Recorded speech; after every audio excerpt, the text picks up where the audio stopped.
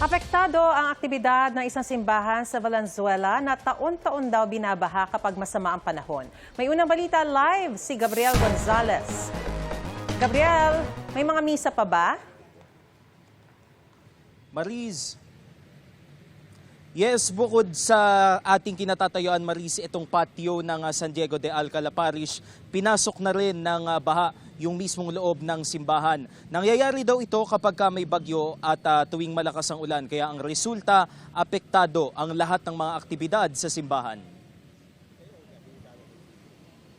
Dekada nang nagsisilbi bilang maintenance si Totoy Francisco sa parokya ni San Diego de Alcala sa Barangay Pulo, Valenzuela.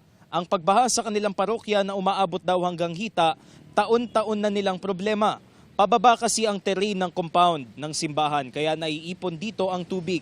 Dahil dito, apektado ang lahat ng aktibidad ng simbahan. Bukod sa simbahan, baha rin sa katabing eskwelahan. Sarado rin ang mga tindahan sa labas. Ang ilang pedicab driver pilit na sinusuong ang baha. Mawawalan lang daw ang tubig na ito kapag bumuti na ang lagay ng panahon at kapag nakayanan na ng pumps na bombahin ang tubig. Wala tayong misa dahil nga sa lalim ng tubig. Baha ang loob ng simbahan inaabot. Dekada na ako dito. Talagang ganyan na nga sa amin kada taon. Pag may bagyo tayo, yan na ang nangyayari.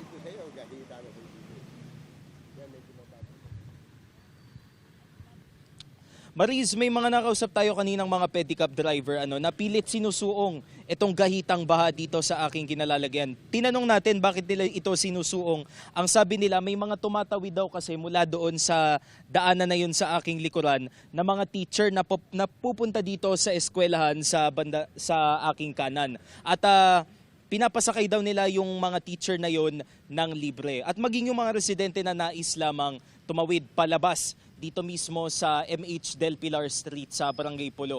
Sa ngayon, ito ang sitwasyon dito, Mariz.